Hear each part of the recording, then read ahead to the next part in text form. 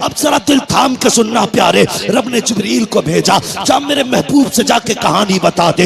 हजरत जिब्रील आए हैं, या रसूल अल्लाह बेशक इसको ज़ोहर में इंतकाल कर जाना था, इसकी जिंदगी ज़ोहर तक थी, लेकिन या रसूल अल्लाह जब मगरिब के बाद का वक्त आया, इसने नमाज अदा की, ईशा का वक्त आने वाला था, इसने नमाज ईशा की भी अदा की ईशा के वक्त में। उसके बाद बीवी को बुलाया, दस्तरखान बिछाया, या रसूल अल्लाह वो मीठा जो जिंदगी में कभी नहीं खाया था आज पहली बार दस्तरखान पे रखा है, सामने बीवी बैठी हुई है, बहुत कुछ हो रहा है कि सामने बीवी भी है, दस्तरखान पे मीठा भी है, मेरे आका ने मेरी दोनों जरूरतें पूरी कर दी है, ये देख के मुस्कुरा रहा था। इतने में या रसूल अल्लाह दरवाजे पे आवाज आ जाती है कोई जो खुदा के नाम पे कुछ दे दे। जिब्रील कहते हैं या रसूल अल्लाह जब खुदा के नाम का उसने सवाल किया, इसने एक नजर बीवी के चेहरे पे डाली, दूसरी नजर अपने हलवे पे डाली, वो मीठा जिसके लिए जिंदगी भर तरसता रहा था उसे देखा है, बीवी से कहता शरीक हयात खुदा ने तेरी जैसी बीवी दे दी है, अब और क्या कमी रह गई है। दरवाजे पे रब के नाम का साइल आ गया है, अगर तू कहे तो ये हलवा उसके हवाले कर दो। बीवी ने कहा मेरे सरताज जैसे तेरी मर्जी है। जिब्रील कहते हैं या रसूल अल्लाह उसने अपनी जिंदगी की सबसे पसंदीदा ग़िज़ा हलवा उठाया, खुदा के नाम पे गरीब को दे दिया और कहा जब गरीब के हाथों में हलवा आया, आका उसकी जबान से जुमला निकला, खुदा तेरी खुशियों को सलामत रखे, खुदा तेरी खुशियों को सलामत रखे। जिब्रील कहते हैं या रसूल अल्लाह फैसला तो मौत का हो चुका था, लेकिन जब उस फकीर ने कहा था खुदा तेरी खुशियों को सलामत रखे, रब ने फैसला कर दिया ए जिब्रील इसने अपनी मनपसंद से मेरी रजा के लिए अपने आगे से उठा करके गरीब के हवाले कर दी है। जाओ मैंने इसकी जिंदगी को मौत को जिंदगी में तब्दील कर डाला है और इसके गमों को दूर करके इसकी जिंदगी को खुशियों से आबाद कर डाला।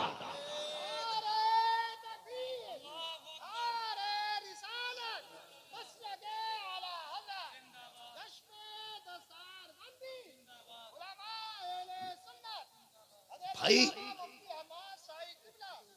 कभी कभी दवाएं काम नहीं करती जो दुआएं काम कर जाती है। हिस्सा रखा करो अपने पैसे में गरीबों का। अगर गाड़ी गड्ढे में गिरने से बच जाए ये मत सोचना तेरी तदबीर बचा के ले गई, नहीं, ये समझ लेना किसी की दुआओं ने आके सहारा लगा दिया है।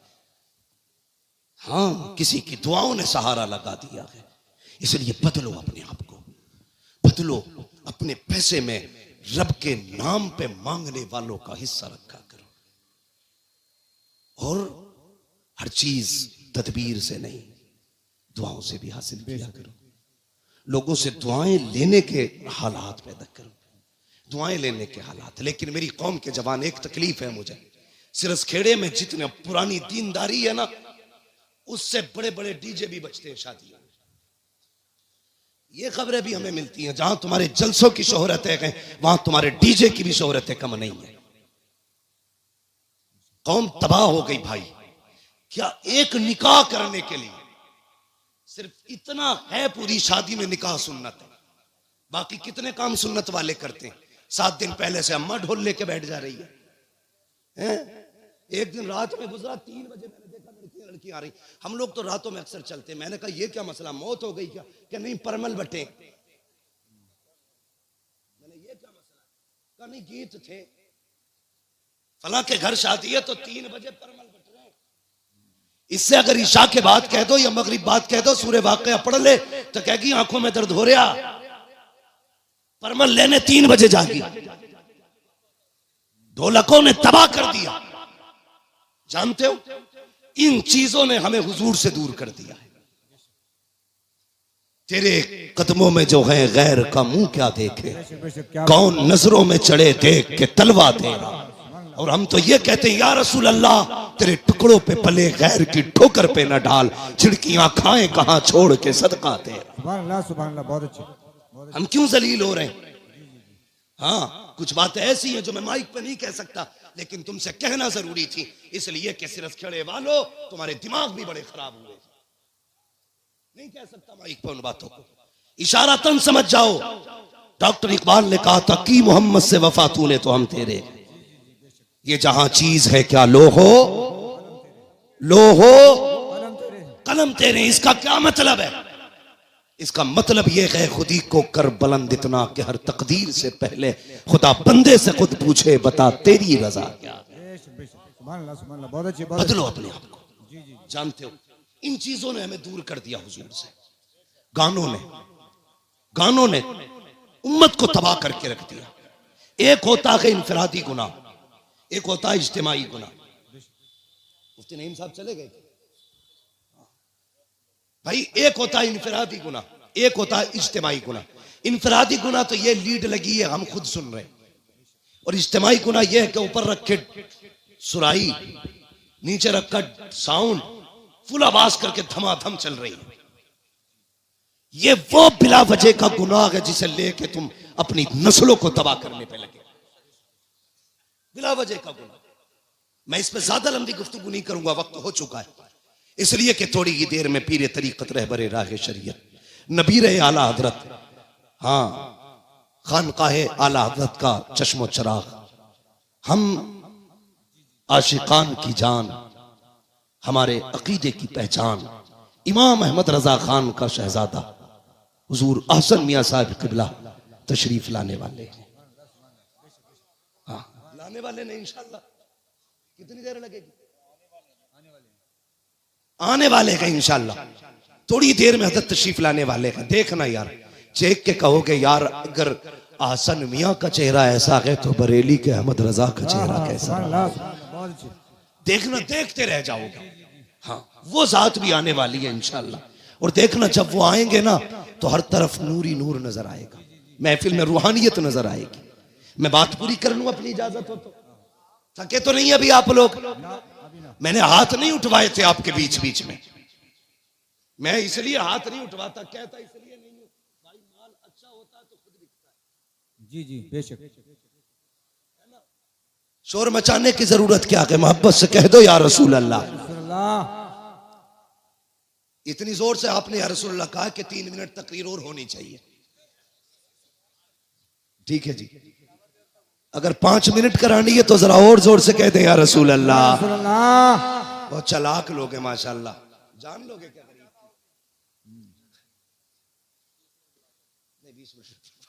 बहुत लंबी बात हो जाएगी, मेरी बात सुने जो मैं कह रहा हूं। इन चीजों ने हमें हुजूर से दूर कर दिया, गानों ने। इन बेटी कई माएँ तो ऐसे कहती हैं ना ढोल ना बजा तो फिर मजा ही ना आगा, ऐसा लगेगा जैसे मैयत हो गई।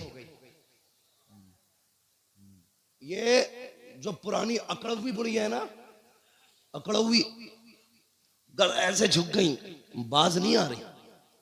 लड़कियां अगर पढ़ रही है ना, दीन से जुड़ी है, नाम गलत है, चुप जा, नई मुफ्ती बन के आई है, तुम्हारी शरीयत नहीं है, ऐसे कहेगी। हमारे तो 7 पुश्तों से होता चला रहा, तब कोई मौलवी ना था, अब बंद होंगे, ये कह के उन्हें चुप कर दिया जाता है। मगर थोड़ी देर तो चुप कर लोगी बच्चियों को तुम,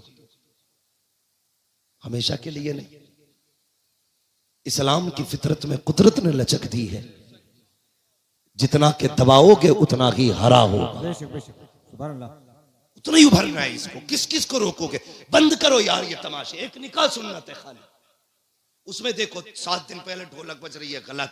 शादी वाले दिन डीजे चल रहा, गलत। नोटों के हार पड़ने सरासर गलत। उसके बाद फिर जो रस्में अदा हो रही हैं, किसी के हाथ में चांदी बंध रही है, किसी के हाथ में लच्छे बंध रहे, किसी के हाथ में मेहंदी चढ़ रही है। कितने गलत काम कर दिए हमने, मुस्तफा को नाराज कर दिया। सोचो तो सही, जब शादी की दावत की बारी आती है, डॉक्टर साहब लिस्ट बनाई जाती है, पूछता चचा की दावत करूं, वो तो नाराज है, कम मना लिया जाएगा, नाम लिख ले। फूफा का उन्हें भी मनाएंगे, नाम लिख ले। का खालू 3 साल से नहीं आए हैं, का उन्हें भी मनाया जाएगा, नाम लिख ले। तूने सबके नाम लिखे और सबको मना लिया। जो पहले से माने हुए थे, तूने ढोल बजा के मदीने वाले को नाराज कर दिया। वो मुस्तफा जो राजी थे, तूने गाने बजा के उन्हें नाराज कर दिया। वो खुदा जो तुझसे राजी था, तूने तमाशे करके उस खुदा को नाराज कर दिया। और बता तो सही, रब तो ये कहता है अगर मैं नाराज हो जाऊं और लानत भेजता हूं तो 7 पुश्तों तक लानत आती है, और जब मैं राजी होता हूँ रहमत भेजता हूँ तो कयामत तक मेरी रहमत चला कर। नारे तकबीर, नारे रिसालत, मसलके आला हजरत उलमा अहले सुन्नत। हाँ डॉक्टर साहब शादी हो गई कि नहीं? अभी हाँ आएंगे इंशाल्लाह, लेकिन ढोलक नहीं बजेगी। हाँ कई सारे लोगों की देख रखी है मैंने, पैसे वाले लोग हैं, ये बज गई ना तो फिर आ गई। ये जवानों फितरत बदलो अपनी, अहद करो। निकाह हुजूर की सुन्नत है ना, तो काम वही किए जाएंगे जो खुदा को भी अच्छे लगे, मुस्तफा को भी अच्छे लगे। एक बात याद आ गई, बता दो, बाबा फरीदगंज शक्कर का नाम सुना है ना? किसने सुना है? सब नहीं सुना है माशाल्लाह। हम बरेली वाले हैं, हमारे घरों में चूल्हों पे बैठ के अल्लाह वालों के तस्किरे होते हैं, चूल्हों पे बैठ के अल्लाह वालों के तस्किरे होते हैं। बाबा फरीदगंज शक्कर 6 साल उम्र शरीफ थी ना, औरतें आई आपकी अम्मी के पास, कहने लगी खातून अपने बेटे के बारे में बता तो सही, तेरा ही बेटा 6 साल का नहीं, हमारे तो 8-8।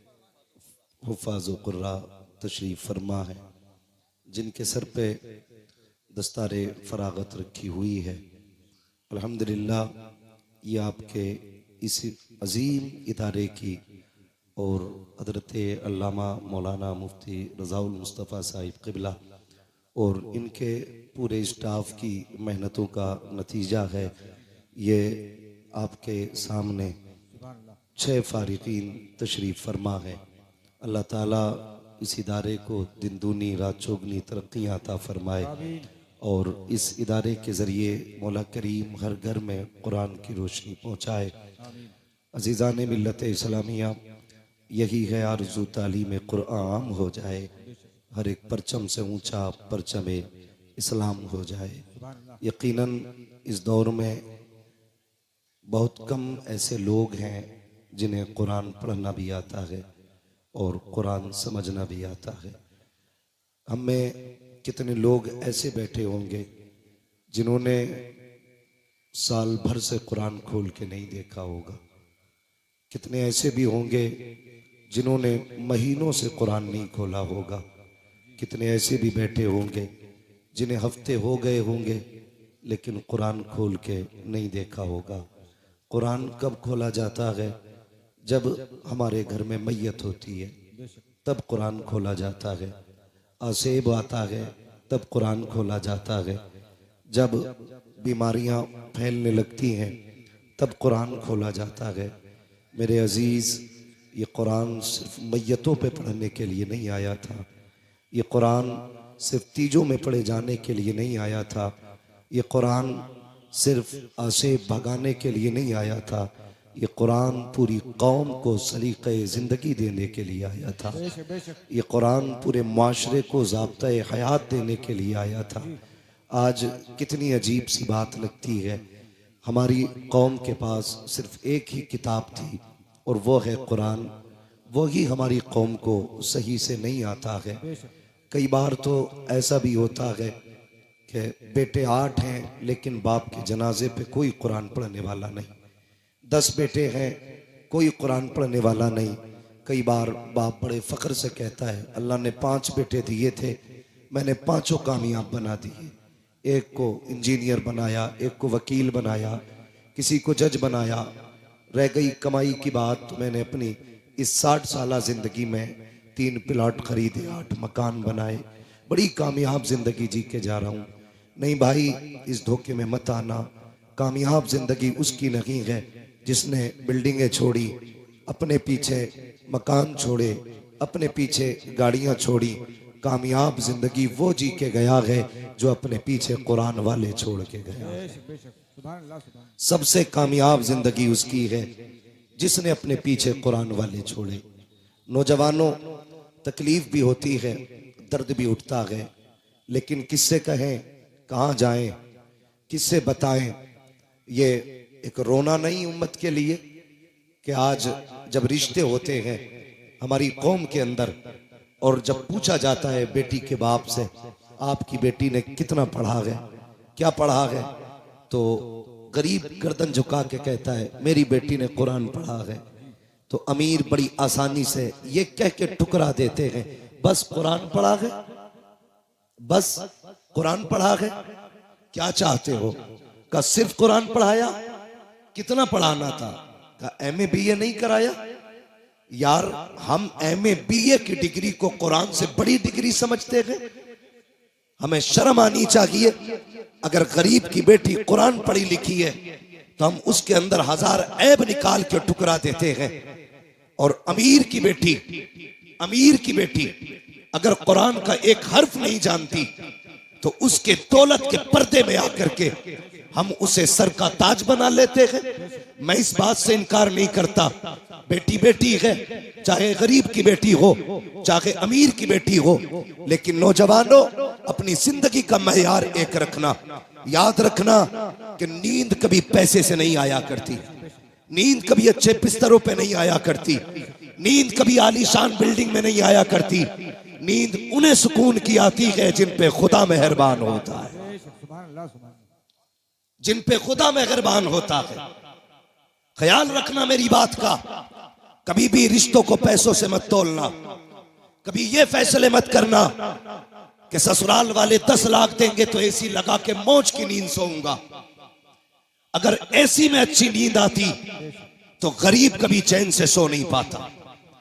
अगर पंखों में अच्छी नींद आती तो कभी भी मजदूर आदमी सुकून की नींद नहीं सो पाता। लेकिन मैं सच कहता हूं, फुटपाथ पे सो जाते हैं अखबार बिछाकर, मजदूर कभी नींद की गोली नहीं खाते। इसकी वजह यह है कि नींद कभी पैसे से नहीं आती है, नींद अगर आती है तो रब के करम से आया करती है। मैं कई ऐसे अमीरों को जानता हूं, बहुत ऐसे अमीरों को, मुझसे तो टकराते रहते हैं। हाँ, मिंबर शरीफ पर अल्लामा हमारे अफसर हुसैन साहिब क़िबला, मुफ्ती नईम साहिब क़िबला, तमाम तर उलमा इकराम जलवागर हैं, मेरी बात की तायीद करेंगे। कई अमीर फोन करके कहते हैं हजरत अल्लाह ने फैक्ट्रियां कहीं दी है, पैसा भी बहुत दिया है, दौलत भी अच्छी है, लेकिन महीने हो गए हैं चैन से सोया नहीं हो। मैंने सिर्फ एक सवाल किया था, मैंने कहा सच बता, तेरे घर के अंदर जो बेटी दुल्हन बन के आई है कितनी बार कुरान पढ़ती है, कितनी मर्तबा मुसल्ले पे आती है? कहते हजरत जी यही तो सरदर्दी है। मैं जिस घर से दुल्हन लेके आया था पैसे में भी आला थे, बिल्डिंग वाले भी थे, मैं ये समझ रहा था अच्छे घर वाले हैं, बेटी भी अच्छे घर वाली होगी तो शराफत और नजाफत होगी, पाकीज़गी और तहारत होगी। कहा हजरत जी थक गया, मैं क्या बताऊं, जिस दिन से बीवी घर में आई है एक दिन मुसल्ला नहीं बिछाया है, एक दिन नमाज का सजदा नहीं किया है, कुरान की एक आयत तक पढ़ के नहीं देखी है। मैंने कहा बस कर यार, किसी से तावीज लेने ना जाना, किसी से दवाएं मत लेना। अगर सुकून की नींद चाहता है अपनी बीवी से कह दे रोज फजर की नमाज पढ़े, कुरान खोल के बैठ जाया करे। खुदा की कसम खा के कहता हूं तावीज़ों के जरिए वो राहत नहीं आती है जो कुरान की तिलावत के जरिए घर में राहत आया। नारे तकबीर, नारे रिसालत, मसलके आला हजरत फैजाने कुरान। मर गए दौलत के लालच में। और सच कहूं, मुसलमानों की हकीकत ये, जिनकी जमीनें रोडों पे आ गई वो आग मूत रहे हैं। 4 दिन पहले घर के अंदर चिराग नहीं जलता था, ये औकात थी। आज रोडों पे जमीन आ गई तो गरीब का जीना हराम है। भाई शर्म कर, हया कर, कभी किसी को पैसे से मत तोलना। पैसे की औकात क्या है और तेरे पास है कितना? 4 बिगल ली, 50 बिगल ली।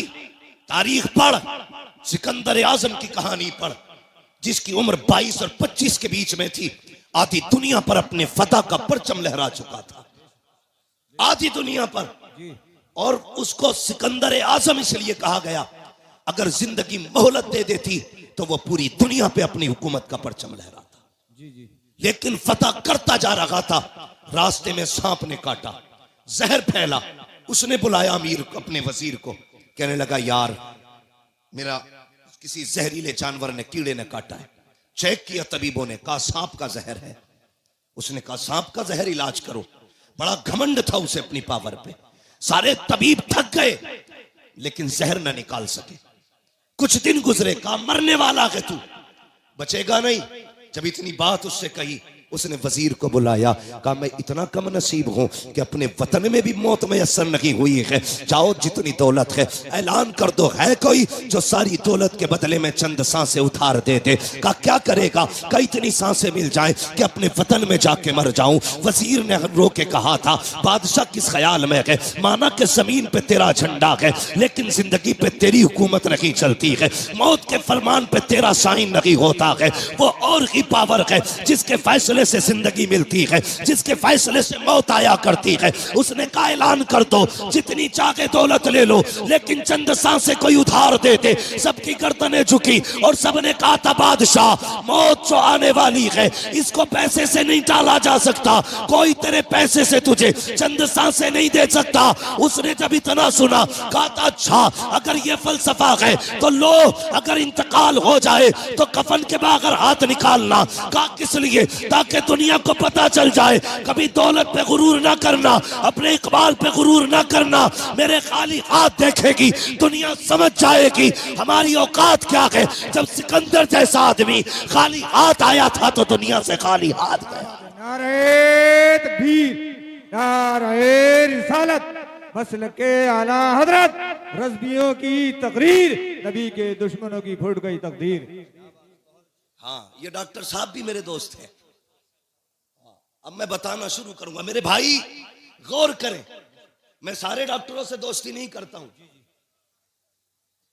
कोरोना चला था, डट के पानी की सुइयां लगाई डॉक्टरों ने। कई तो ऐसे थे टेढ़े कर दिया, आज तक पूरे टेढ़े है। मेरे ताल्लुकात में अल्लाह सलामत रखे उन डॉक्टरों को, ऐसे भी डॉक्टर हैं जो गरीबों का इलाज फ्री करते, नाम नहीं बताऊंगा। तो मेरे भाई पैसा सब कुछ नहीं है, बहुत कुछ है पैसा मगर सब कुछ नहीं है। इसे हद तक रखो, ये जेब तक रहना चाहिए, दिल तक, दिल तक, दिल तक कहां तक रहना चाहिए? कहां तक? सिर्फ जेब तक, दिल में इसके लिए जगह नहीं। और मैं अक्सर कहता हूं गरीब साल साल भर चिल्ला करेगा तब जाके खुदा का दोस्त बनेगा। अमीरों के लिए कितने आसान रास्ते, कितने आसान रास्ते। फरमाया गया सखी अल्लाह का दोस्त होता है। सिर्फ ये दौलत के दरवाजे खोल दें अल्लाह की रजा के लिए तो ये रब के दोस्त बन सकते हैं, लेकिन उसके लिए भी शर्त है। जब दौलत का दरवाजा गरीब के लिए खोलो ना तो फिर कैमरे का दरवाजा मत खोलना। हमारे मुरादाबाद में भी बड़े पंपलेट और अखबारात मैंने देखे, इज्तिमाई शादी करा रहे हैं फला बाबा, इज्तिमाई निकाह हो रहे हैं गरीब बेटियों के। अगले दिन अखबार में दूल्हा का भी फोटो, दुल्हन का भी फोटो। हया आनी चाहिए। हैरत होती है यार, उस दिन देखो इंसान की जिंदगी में 3 दिन सबसे अहम आते हैं। एक तो वो दिन जिस दिन वो दुनिया में आया करता है, एक वो दिन जिस दिन दूल्हा बना करता है, तीसरा वो दिन जिस दिन वो दुनिया से जाया करता है। ये 3 मौके ऐसे आते हैं जिसमें सारी दुनिया सिर्फ इन 3 को देखा करती है। जब दुनिया में कोई आता है, पूरा गांव लोग बटन है, एक से एक हसीन है, मगर लोग देखने जा रहे हैं आज फला का पोता आया है, फला का बेटा आया है, देखे तो सही कैसा है। उस दिन देखा जाता है पहली मर्तबा। दूसरी मर्तबा अगर दूल्हा काड़ा भी है तब भी लोग उसी को देख रहे हैं, काला भी है तब भी उसी को देख रहे हैं, लूला है तब भी देख रहे हैं, लंगड़ा है तब भी देख रहे हैं। सबकी नजरें दूल्हा पे जमी होती है। तीसरा तब जब बंदा जनाजे में लेटा होता है, काफूर मल दिया जाता है, कफन में लपेट दिया जाता है, कैसा भी हो दुनिया पलट पलट के देख रही है। ये देखो आज का आम नहीं है बल्कि खास दूल्हा बना है। यार 3 मौके जिंदगी में आए, हमने जिंदगी से उसकी एक जिंदगी का हसीन मौका छीन लिया। जब वो दूल्हा बना हमने उस दिन उसे जलील किया। मैंने दूल्हों के फोटो देखे, जैसे ये हाफिज बैठे हैं ऐसी कुर्सियों पे दूल्हे बैठे थे, उनके फोटो लिए गए। खुदा की कसम किसी के चेहरे से नहीं लग रहा था कि ये दूल्हा बैठा है। वो दूल्हा के लिबास में जिंदा लाश बने बैठे थे, इसलिए कि जब फोटो लिए जा रहे थे एहसास हो रहा था काश हमारे पास पैसा होता, आज हम किसी के रहमो करम पे ना होते। हमारे पास दौलत होती तो यूं कुर्सियों पे जलील न किए जाते। आज हमारे पास पैसा होता तो यूं रुस्वा न किया जाता। ओ अमीरों फसीरों, ओ दौलतों वालों, तुम्हें खुदा का वास्ता किसी को दौलत की वजह से जलील मत करना, वरना जब अल्लाह जलील करता है कोई बचाने वाला नहीं आता है। खुदा की कसम, अगर गरीब रोएगा 1000 आंसू पोंछ लेंगे, लेकिन जब अल्लाह रुलाएगा कोई आंसू पोंछने वाला नहीं होगा। और तुम्हें खुदा का वास्ता अगर मदद किया करो तो किसी को जलील करके नहीं, बल्कि ऐसे किया करो कि तेरे हाथ तक को पता ना हो। फिर देख खुदा भी राजी हो जाएगा, मदीने वाला मुस्तफा भी राजी। नारे तकबीर, नारे रिसालत, मसलके आला हजरत। नारे तकबीर। ये भी मेरा दोस्त है भाई, बड़ी देर में निकल के आया। अल्लाह करे बैठे ही रहे ऐसे, बस तवज्जो है ना सारे लोगों की। अल्लाह आपको सलामत रखे। तो कभी भी दौलत की नुमाइश नहीं। और एक बात तो है भैया, नहीं बाबू, मेरे बाबू, बस मैं एक तो वक्त ही मेरा बहुत लेट है। हाँ, मेरी भी फ्लाइट है, दिल्ली पहुंचना, मुझे जल्दी कर लूं मैं। जरा बात सुने, एक बात और सुन ले। कभी कभी हाँ, दवाओं से वो नहीं होता जो दुआओं से हो जाता है। दुआओं से जो हो जाता है। मेरे वो भाई जो पैसा कमाते हैं, प्रदेश रहते हैं, इधर उधर के सफर करते हैं, यकीनन रोड पे आज चलना ना, समझ लीजिए हथेली पे मौत लेके चलना है। मैं अक्सर कहता हूं नौजवानों, बाइक से हाईवे पे ना चला करो, हाईवे पे ना चला करो। लेकिन हाँ, हमारे कुछ नौजवान ऐसे हैं कि ऐसा एक्सेलेटर खींचते हैं कि वहीं से धूल उड़ने लगती है जहां से गाड़ी चलती है। जरा ध्यान किया करो, अगर तुम्हारी टूटी ना तो खाली तुम नहीं रोगे, माँ बाप रोते। अपने पीछे वालों का ख्याल किया करो, जो घर पे तुम्हारे पीछे रोने वाले। मर जाए तू कोई मसला नहीं, टूट गई 15 दिन अस्पताल में रहता ना, पूरे घर की नींद जाती है। थोड़ा सा ख्याल किया करो। और एक बात और बता दूं, दुनिया में कितने बड़े बड़े डॉक्टर आ जाए, सारी दुनिया की डॉक्टरी एक पल्ले में रखो, मेरे रब की कारीगरी एक पल्ले में। अगर ये उंगली टूट गई, पूरी दुनिया जोर लगा ले, जैसे रब ने जोड़ी है वैसे कोई नहीं जोड़ सकता। जैसी रब ने जोड़ी है कोई नहीं जोड़ सकता। लाओ बड़े बड़े डॉक्टरों को, जैसे चाहो ऑपरेशन करा लो, लेकिन जैसी रब ने बनाई है ना, वैसी बड़े अच्छे से नहीं जुड़ती है। इसलिए नौजवानों, देख के गाड़ी चलाया करो। टूटने में मिनट लगते हैं, जुड़ने में महीने लगा करते हैं। जुड़ने में महीने लग जाते हैं। और कभी कभी कुछ चीजें ऐसी हैं कि मिल नहीं पाती हैं, जैसे प्याली है, टूट गई तो पूरी जिंदगी टांग सीधी लिए घूमोगे। हिफाजत किया करो एक एक चीज की। कह रहे अल्लाह ने कुछ दिया ही नहीं, फुड़वा के दे के कहां अल्लाह ने क्या दिया तुझे। अंधे से पूछ ये क्या चीज है। जिनके हाथ नहीं उनसे पूछ ये हाथ क्या है। जो बैसाखियों से चलते हैं, कभी उनसे पूछ के ये प्यार कौन सी नेमत है अल्लाह की। खुदा की कसम, उसने जो भी दिया के ना, तुझे बेकीमत अता किया है, बेकीमत। आंखें बंद करके न चला कर, रोड पे बहुत संभाल के चलना चाहिए। तो जो चलते हैं ना रोडों पे, उनसे मेरी गुजारिश ये है, जब महीने भर में जो कमाई आपकी हो ना, उसका कुछ हिस्सा निकाल के यतीम और गरीबों के लिए रखा करो, निकाल के रखा करो। आपकी नजर में अगर यतीम और गरीब ना होना, तो वो हिस्सा ला करके अपने मदरसे में दे दिया करो। ये मामूल बना लो। खुदा की कसम, जहां तेरी आंख नींद से बंद होगी ना, वहां से गरीब की दुआ तेरी गाड़ी संभालना शुरू कर देगी।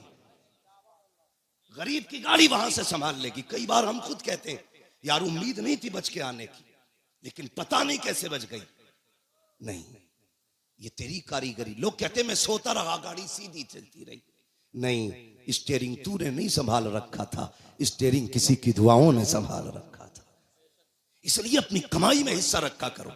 कभी कभी दवाएं वो नहीं करती जो दुआएं कर जाती हैं। आज बीमारियां देख रहे हो कितनी छोटी छोटी लग रही हैं। हाँ, कैंसर, ब्रेन ट्यूमर, ऐसी ऐसी बीमारियां जो कभी सुनी नहीं गई, आज वो बीमारियां आ रही हैं। हमने बहुत तरक्की की है। सगा भाई सगे भाई के झूठे गिलास में पानी नहीं पीता आज। ये डॉक्टर कहते हैं कि नहीं, झूठा मत पीना, बीमारी लग जाएगी।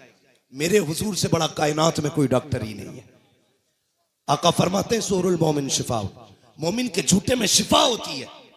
और हमने झूठे ही खाना छोड़ दिया। ऐसी बीमारियां घुसी, अल्लाह कहता चला तरतीब अपनी, और अब मैं अपना कलम चलाऊंगा, तू अपना चला। कसम खुदा की, डॉक्टर हाथ उठा के कहते हैं बस, थक गए, थक गए, अपने बस की कुछ नहीं है, ये नहीं बचने वाला। पूछो डॉक्टर साहब से, कभी कभी ऐसा होता हॉस्पिटल्स के अंदर, डॉक्टर देखता है कहता अरे बस 2 मिनट में ठीक हो जाएगा, लेकिन अगले 5 मिनट में खत्म हो जाता है। डॉक्टर कहता मर कैसे गया। कभी केस इतने सीरियस होते हैं, कहते हैं भाई बचना मुश्किल है, लेकिन फिर बच जाता है, फिर बच जाता है। डॉक्टर कहता बच कैसे गया। जानते हो, तुर्की में जलजला आया, 40 सेकंड के अंदर हजारों जिंदगियों को मौत में बदल डाला, और फिर 12 दिन के बाद जिंदगी बचा के रब ने बता दिया, सुन मौत देने वाला भी मैं हूं, जिंदगी देने वाला भी मैं हूं। ये याद रखना, कभी ये मत सोचना तेरी तदबीर काम आती है, नहीं। हम लोगों ने दुआएं लेना छोड़ दी। गलत नहीं कह रहा हूं, जाओ शादी में देखो, हम सबकी दावत कर देंगे, अपनों को नहीं बुलाते। ये इतना बड़ा जुर्म करते हैं खुदा की कसम, कि इसकी आह लेके बैठ जाती है, लेके बैठ जाती है। कई बार बारात की बारात ही खत्म हो जाती है। हम दावतें करते हैं, लेकिन अपनों की नहीं। अपनों की दुआएं भी सबसे ज्यादा अहम होती है, अपनों की दुआएं। मैं एक साहब से मिला, उन्होंने कहा मैंने फला पीर साहब के खाते में 5 लाख डाले, किस चीज के, ज़कात के। मैंने सीधा सवाल किया, तेरी बस्ती में कोई बेवा नहीं थी, कोई यतीम बेटी नहीं थी? कजी होंगे तो। मैंने कहा उन्हें क्यों नहीं दिया? कजी वो बहुत बड़े हजरत है इसलिए खाते में डाल दिया। मैंने कहा तूने हजरत के खाते में इसलिए डाला, हजरत से तेरी दुआ सलाम हो जाए, और तेरे गरीब बस्ती के मोहल्ले की गरीब बेटियां सिर्फ इसलिए बाप के सर पे बोझ बनी रखी कि जहेज में देने के लिए उनके बाप के पास पैसा नहीं था। अगर ये 5 लाख उठा करके 5 गरीब बेटियों में बांट देता, उनके घर आबाद हो जाते। तूने मौलवी के खाते में डाला, उससे ताल्लुकात हो गए। गरीब के घर में डाल देता, मदीने वाले मुस्तफा से ताल्लुकात। सोच का फर्क है, हमारी सोच का फर्क है। ताल्लुकात के लिए पैसा इधर से उधर, कभी हुजूर से भी ताल्लुकात बनाओ। बनाएंगे इंशाल्लाह, बोलो इंशाल्लाह। नाराज मत होना पैसे वाले लोग। हाँ, मैं बात बता रहा हूं आपको। तो ये हम करते हैं, दुआएं लेने की कोशिश किया करो, दिलों में जगह पैदा करो। आज नफरतें बहुत हैं।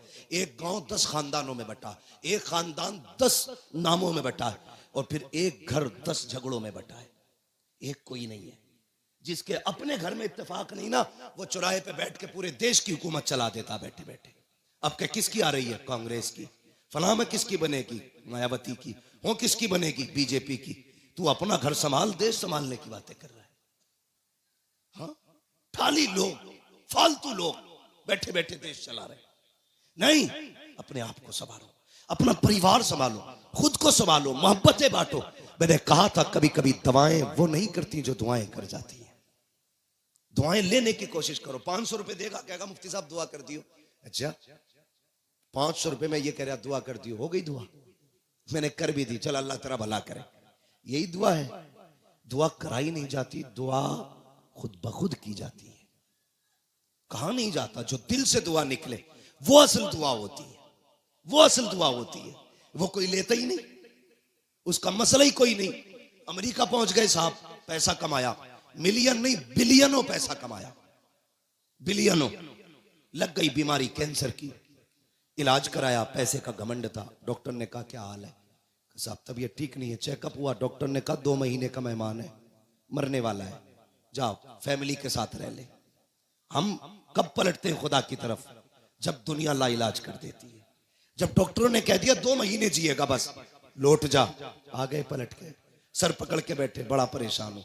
कहा यार डॉक्टरों से तो इलाज करा लिया, किसी मौलवी के पास भी चला जा। फिर आया, कहने लगा हजरत जी कोई तावीज है? क्या हुआ? का ब्लड कैंसर है। डॉक्टर कहते 2 महीने का मेहमान है, मरने वाला है, सारा खत्म हो गया। उन्होंने कहा कहां के रहने वाले? का फला मुल्क का। कहा अमेरिका कितने साल से? का 35 साल हो गए। कितना पैसा कमाया? बहुत। अपने मुल्क कब गए?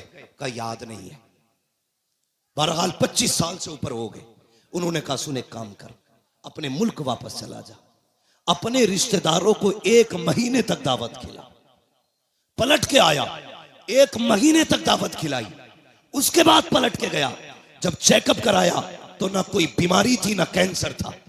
डॉक्टर कहने लगा यार ये कैसे ठीक हो गया? उसने कहा अब तक तेरा इलाज था, 1 महीने से मदीने वाले का इलाज चल रहा, 1 महीने से मदीने वाले का इलाज चल रहा है।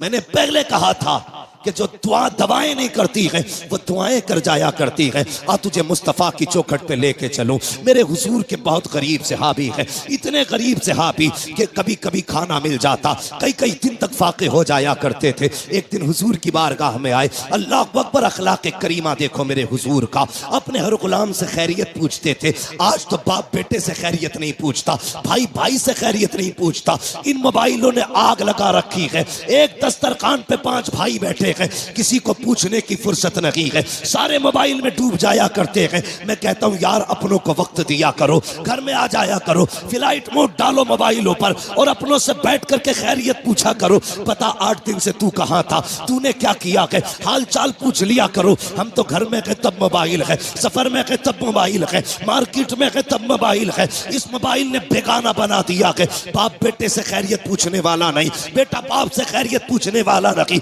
आप मेरे नबी की चौखट पे चल। सरकारे दो आलम की बारगाह में जब गरीब सहाबी आए, आका फरमाते मेरे सहाबी क्या हाल है? अल्लाह अकबर, लहजा इतना प्यारा कि कुर्बान होने को जी चाहता था। क्या हाल है? कहते हैं या रसूल अल्लाह, हर हाल में अल्लाह का शुक्र है। बस यूं समझ लीजिए, कभी खा लेते हैं कभी नहीं खाते हैं। जब मिल जाता है तो शुक्र करते हैं, जब नहीं मिलता है तो सब्र कर लेते हैं। अल्लाह अकबर, हुजूर ने गुलाम की ये बातें सुनी है, चश्माने नबुव्वत में आंसू आए, जैसी आंखें भर आई हैं। इतने में जिब्रील आ जाते हैं, या रसूल अल्लाह, ये जो गुलाम बैठा हुआ है बस ये कल ज़ोहर तक का मेहमान है, कल ज़ोहर तक इसका इंतकाल हो जाना है। इतना सुनना था, नबुव्वत वाली आंखें भर आई, चश्माने नबुव्वत बरसी। मेरे नबी ने गुलाम से नहीं कहा था कि तू कल तक का मेहमान है, बल्कि उससे फरमाते हैं मेरे गुलाम बता तो सही, तेरी जिंदगी में कोई ऐसी ख्वाहिश है जिसे तू चाहता था और वो ना हो सकी हो? अल्लाह अकबर, गुर्बत का अंदाजा लगाना। जब मेरे नबी ने इतना कहा था बता तो सकी, कोई ख्वाहिश हो तो पूरी की जाए, ये नहीं कहा कल तक का मेहमान है। मुस्तफ़ा फरमाते हैं बता तो सकी, तेरी कोई ख्वाहिश हो तो पूरी करूं। आका ने इतना कहा, गुलाम के जुमले सुनना प्यारे, जो होटलों में 2000 का खाने के बाद और एक भूख का खाना फेंकने वालों, खड़े होकर के शादियों में खाने दे करके कुत्तों की तरह खिलाने वालों और कई लोगों का खाना दावतों में फेंकने वालों, जरा दिल संभाल के मेरी बात सुनना। खुदा ने दिया है शुक्र अदा किया करो। मेरे नबी ने कहा था रोटी की कदर करना, अगर ये चली गई तो हाथ नहीं आएगी। रिस्क की इज्जत किया करो, कदर किया करो। ये तो हुजूर का करम है जो दस्तरखान समेटे नहीं गए हैं, ये मुस्तफ़ा का करम है जो चेहरे बिगाड़े नहीं गए हैं, ये तो आका का करम है जो जमीन फाड़ी नहीं गई है, ये मुस्तफ़ा का करम है जो शक्लें बिगाड़ी नहीं गई है। अगर आका का करम ना होता तो चेहरे बिगाड़ दिए गए होते, आका का करम ना होता दस्तरखान उठा दिए गए होते, मुस्तफ़ा का करम ना होता फाके मार दिए गए होते। आज जो बेहिसाब रोटी मिल रही है ये मेरे नबी का सदका है, बेहिसाब रिस्क मिल रहा है ये मुस्तफ़ा का सदका है। आका के सहाबी ने कहा था या रसूल अल्लाह, एक ख्वाहिश है, एक ख्वाहिश है, एक ख्वाहिश है, बता कौन सी? तो उसने कहा था आका, आज तक जिंदगी में मैंने कभी मीठा नहीं खाया है, सुना है मीठी भी कोई शय होती है। आका मेरा जी चाहता है जिंदगी में एक बार मीठा खाने मिल जाए। इतना सुना है मेरे नबी ने कहा उस्मान को बुलाया जाए। उस्मान गनी आ जाते हैं, कहते दूसरी ख्वाहिश बता। उसने कहा या रसूल अल्लाह, गरीब हो, निकाह नहीं हुआ है। कहा किस लिए? कहा कोई गरीब समझ के बेटी नहीं देता है, इसलिए मैंने आज तक निकाह नहीं हुआ। आका मेरा भी जी चाहता है काश मेरा भी निकाह हो, मेरी भी बीवी हो। या रसूल अल्लाह, कभी कभी अरमान जागते हैं, दिल ये कहता है जब दुनिया सो रही हो और रात का आधा हिस्सा गुजर चुका हो, आका उस वक्त में मेरी बीवी भी हो और मैं भी हूँ, दोनों मुसल्ले पे खड़े हो, वो भी रो के रब को मनाती हो, मैं भी रो के रब को मनाता रहूं। आका बस इतनी ख्वाहिश है, एक तो मीठा मिल जाए, दूसरा मेरा निकाह हो जाए। नबुव्वत वाली आंखें बरस रखी है। फरमाया बता तेरी नजर में कोई बेटी हो तो बता। उसने कहा जी या रसूल अल्लाह, मेरे चचा 7 बहन है, लेकिन मेरा चचा गरीबी की वजह से मुझे देखना नहीं चचा था। आका फरमाते बुलाया जाए इसके चचा को। जब उनके चचा को बुलाया गया, अब मेरे नबी का फैसला सुनना।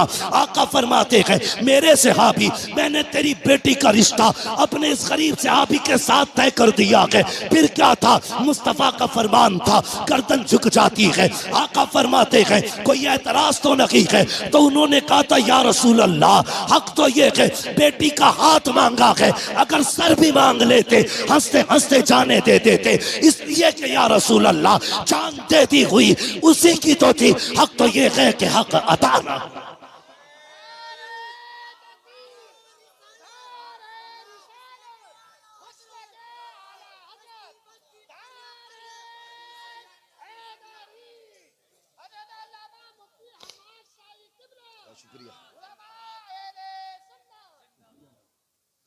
भाई सुने ये फैसले, मेरे नबी का प्यार। भाई रोटी की इज्जत कर, कदर कर इसकी, ये कच्ची पक्की तोड़ के न फेंका कर। खाने का अदब ये है, खाने के लिए बैठो तो अगर प्लेट में टूटी डलिया में टूटी रोटी के टुकड़े होना, पहले टुकड़े खा के रब को दिखाया कर, या अल्लाह मैंने नाशुक्री नहीं की है, मैं तो इन टुकड़ों के लायक भी नहीं था, ये तेरा एहसान है, तूने मेरे आगे ये टुकड़े रख दिए हैं। वो तो ये कहता है मेरा शुक्र अदा करोगे तो इतना दूंगा कि संभाला नहीं जाएगा, और नाशुक्री करोगे तो याद रखना ऐसे अजाब में मुब्तला करूंगा कि कोई बचाने वाला नहीं होगा। हुजूर ने इतना फरमाया कि तेरी बेटी के साथ इसका निकाह होना है। जी या रसूल अल्लाह का ताकीर ना करना। आका जानते थे कल जोहर तक का मेहमान